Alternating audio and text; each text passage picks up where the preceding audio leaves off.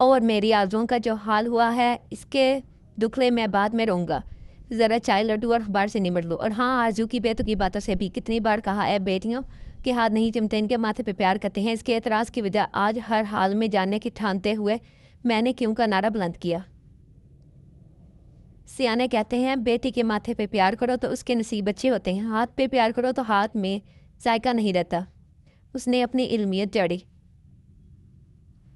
ऐसे मैं इसके होनक चेहरे पे जो खुद साख्ता सियानापन होता था, वो दूसरों के कह के बुलंद करने में खास समावन साबित होता है। उस सियाने ने ये मशवरा तुम्हारे अब्बा जी को क्यों नहीं दिया? वो भी ज़रूर तुम्हारे हाथ चूमते रहे होंगे। मेरे तंज की तय में उतरे बगैर उसने जवाब दिया, मेरे अब्बा जी आप बड़े सियाने थे, वो खुद ये बात कहते थे। चलो छोड़ो अजी, सुनते हो? मैंने कहा, आपा को मुबारकबाद देने की कोई ज़रूरत नहीं, ना बात करने ना घर जाना। ज़रा आग लगने तो उनको भी पूछेंगे तो जताएंगे कि हम उसकी बच्ची का क्या कोई लगते हैं जो किसी सलाह मशवरे में शामिल नहीं। मैंने इसके मशवरे पे फ़ौरन सर हिला दिया। मैं ये एक सुई से अखबार पढ़ना चाहता था, इसलिए इसके जाने का मुंतज़िर था। आज के आप कौन? जिस सवाल से मैं बचना चाह रहा था वही उसने सामने ला रखा। अब हर रोज़ की तरह एक बहस शुरू होने वाली थी, जिसके सारे मुंदरजात से मैं आगाह था, अपने पेश किए गए नकात से भी और इसके एतराज़ात से भी। इस बहस का मंतकी इंजाम क्या होगा ये भी जानता था, लेकिन इस हकीकत से भी बखूबी आगाह था कि इस बहस से फरार मुमकिन नहीं। मैंने एक बेबसी की आहबरी, जो मर्जी बका लो, रोज़ ये जुमला दोहरा दोहरा के मैं खुद तंग आ गया था। मेरी मर्जी का आपने कोई खाना है, वैसे भी छुट्टी का दिन है, खाना आपकी पसंद का पकना चाहिए। वो अलबत्ता यही फ़िक्रे पर बाद हर बार बड़ी रग़बत से बोलती थी। बच्चों से पूछ लो, मेरा वही जान छुड़ाना। बच्चों से क्या पूछूं, जाना कहेगी मैंने भी इतना बड़ा पराठा खाया।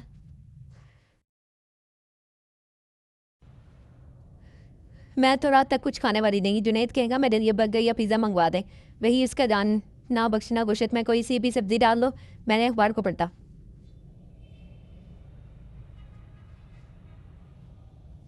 कौन सी एक सब्ज़ी? कद्दू डाल लो या भिंडी?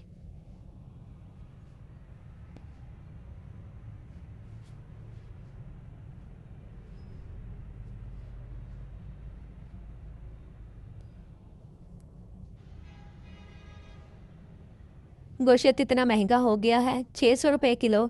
नास मानना है इतने महंगे गोश्त का। वो गजबनाक हुई। भिंडी तो बंदा वैसे ही मसाला डाल के भून ले, गोश्त में तो सारी लेस छोड़ देती है। और कद्दू तो अभी कल डाले थे। आलू डाल लो, कचनार डाल लो या फिर ऐसे ही भून लो। दिमाग ख़राब है मेरा जो इतना महंगा गोश्त फाली भून लो। एक डोंगा भी नहीं बनेगा। सब्ज़ी से 2 वक्त का सालन बन जाएगा। आलू आजकल मीठे आ रहे हैं और कचनार का अब मौसम कहाँ रहा है। जब मौसम था तो आपने पकने नहीं दी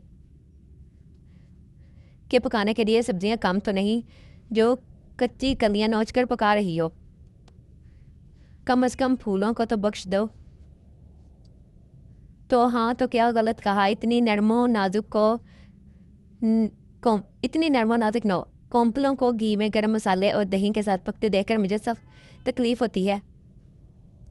और क्या मुझे तकलीफ़ नहीं होती थी जब टोकरियाँ बड़ बड़ कचनार अपने दरख्त से उतरती थी और पूरे मोहल्ले वाले मज़े ले लेकर खाते थे। 400 रुपये किलो मिलते हैं बाज़ार में और हम मुफ्त की भी नहीं खाते।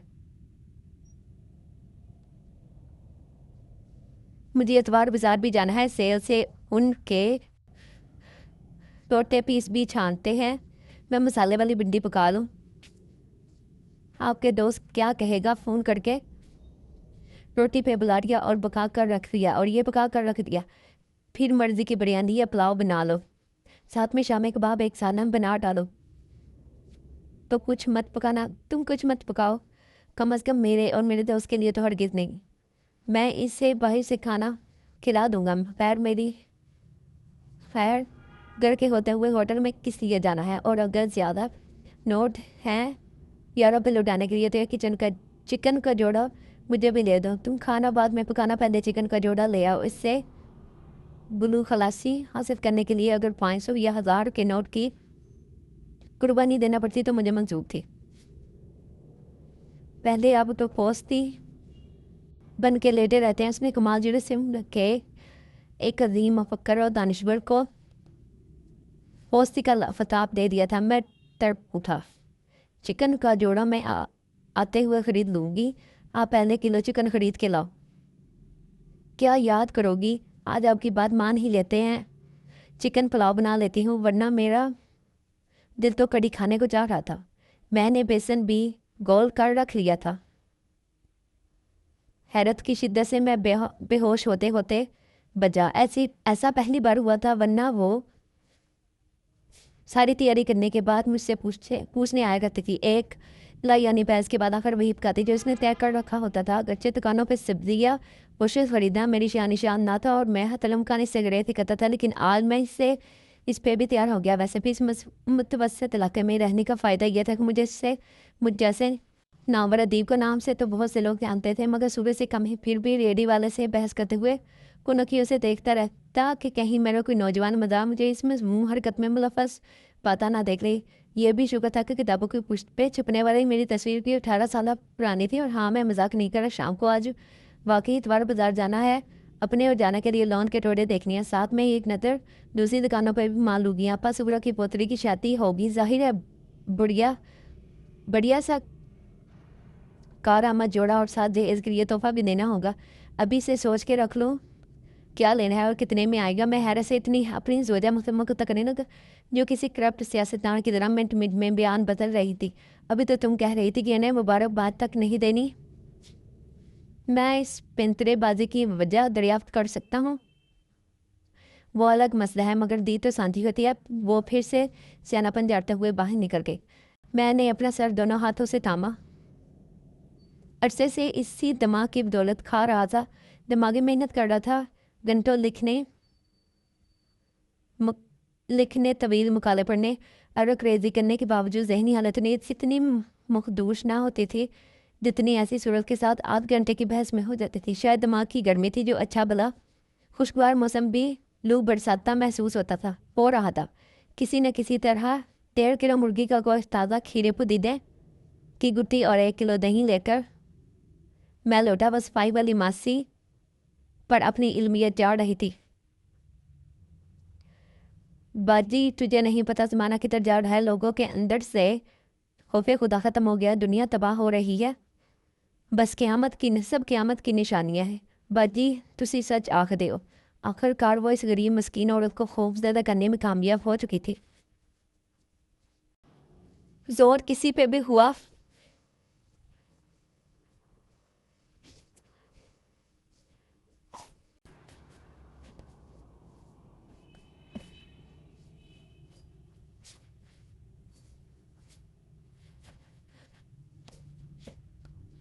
तो और क्या, तुझे भला इन बातों का क्या पता? तू ठहरी हर घर काम करने वाली सीधी सादी गवार औरत, तुझे तो अखबार पढ़ना नहीं आता। तू बाजी, आपको अखबार से सारी बातें पता चलती हैं कि क़यामत वाली भी इसकी हवाइयाँ उड़ रही थी। नहीं ताजी, ये अखबार वाले, उन्हें कुछ नहीं पता। इसने टेढ़ी नज़र से मुझे सीढ़ियाँ चलते देखकर कहा। मुझे ताऊ आ गया। ताजी, ये सीढ़ियों की सफाई क्यों नहीं की? अब तक 12 बज रहे हैं और तुम्हारी गपशप ही ख़त्म नहीं हो रही। बस साहिब जी करने लगी हूँ। ज़रा बाजी से बात करने लग गई थी। तुम्हारे बाजी को तो अल्लाह मौका दे बातों का। तुम क्यों इसकी बातों में आकर अपने काम में कोताही करती हो? लो साहब जी, बाजी तो इतनी सियानी बातें करती है। बंदा पास बैठता है तो कुछ सीखता ही है। कुछ सीखता ही है। मुझे क्या खबर दुनिया में क्या हो रहा है? बाजी को अल्लाह भला करे मुझे हर रोज़ नई बात बता देती है। मुजाहिद को भी अब ज़माने की खबर होती है। मैं तो कहती हूँ साहब जी, आप भी अपनी बेगम के पास बैठ कर 4 बातें इल्म वाली सीख लिया करो।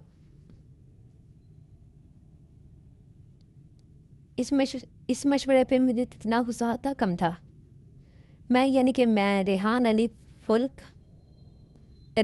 फलक, मुल्क का मशहूर दानिश्वर, कामयाब सहाफ़ी, हर दिल अजीज़ शायर और जाना माना अफसाना निगार, इस दोमन की औरत से इलम हासिल करूँ जिसका इलम लॉन के टोटों और देसी घी के तड़के तक महदूद था। मैंने ठोकर से सीढ़ी पर रखा और पाँव के पौधे का गमला गिरा दिया। बाजी हाय तेरा बंदा तो बड़ा डाटा सख्त है। ताजी ने तासब से हाथ हिला मिलते हुए कहा। मैं देखे बगैर भी बता सकता था कि मेरी बीवी ने अपने 12 बीघे के तमाम तवीलो अर्ज में कमाल देती कि मजलूमियत और लाचारी बरली होगी। शायद अपने जारचट के पुराने दुपट्टे के अकड़े हुए पल्लू से रगड़ कर अपने डीले से चंद आंसू भी टपका लिए हों। और ओहो, मेरा मतलब है आंख से लाहौल वाला कुव्वत। डीला ये औरत मेरी जुबानों बयान पर भी असर अंदाज हो रही। क्या करूँ बहन, इसने हमदर्दी पाकर जट से बहन बना डाला। मर्जात है सारा कुछ जायज़ है भाई। हाय बेचारी औरत अब अपनी काबिल रश्कियात में से वो औरत की मजलूमियत और मत की हाकमियत के ऐसे ऐसे दिल खराश और बुलंदनाक किस्से सुनाने वाली थी कि ताजी तो हलकने लग ही जाती। शायद मैं भी दाड़े मारने लग जाता, इसलिए मैंने कमरे का दरवाज़ा बंद कर लिया।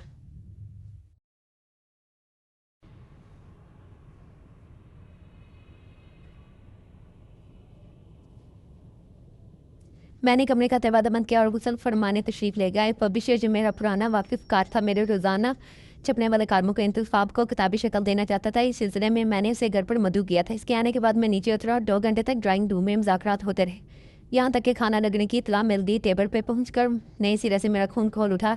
आज इसने पुलाव पर अमल दरामद तो कर लिया था, मगर अपनी पसंद यानी कड़ी से भी दस्तबरदार नहीं हुई थी। इस वक्त खुश रंग खुशबूदार पुलाव के साथ काले जीरे की बिगार वाली पीली पीली गाड़ी कड़ी का लबालब बड़ा डोंगा बेपूरी शान और तमतराक के साथ विराजमान था। इस पर बस ना करते हुए इसने बड़े ही फखरी अंदाज में मिट्टी की छोटी सी हांडी भी लाकर दरमियान में रख दी, जिसमें देसी घी के तड़के वाला बैंगन का भरता बहारिन दिखा रहा था। इस अजीबो गरीब मेन्यू वाले लंच की वजह से मैंने अपने मुअज़्ज़ज़ मेहमान के सामने सख्त शर्मिंदगी महसूस की। इसमें शक नहीं कि आरजू खाना ठीक ठाक बना लेती थी और यकीनन इस वक्त टेबल पर मौजूद तीनों पकवान जायके के लिहाज से अपनी अपनी जगह लाजवाब होंगे, मगर अच्छा पका लेना एक अलग बात थी और अच्छे तरीके से पेश करना एक सरासर अलग बात। इतने सालों में किचन का मोर्चा को मोर्चा बनाकर वो मसालों के सही तनासब और जायके के बारे में बेशक जान चुकी थी, मगर इतने अरसे में जो मैं इसे सिखाने की कोशिश कर रहा हूँ वो सीखने पर राजी नहीं।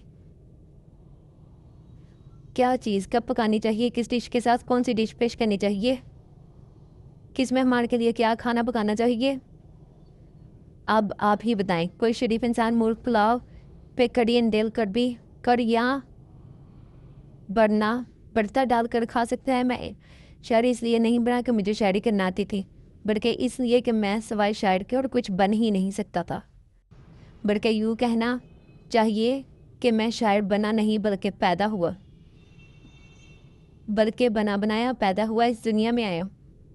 मुझे हुस्न नज़ाकत और नफासत हमेशा से अपनी जानब खींचते थे, चाहे वह हुस्न किसी दिलकश चेहरे का हो या किसी साथ दिल का हो, वह नज़ाकत किसी दिल रुबा के दाव में हो या किसी खूबसूरत ख्याल में चाहने, वह नफासत किसी के आदतों में मौजूद हो या फिर इर्द गिर्द के माहौल पे।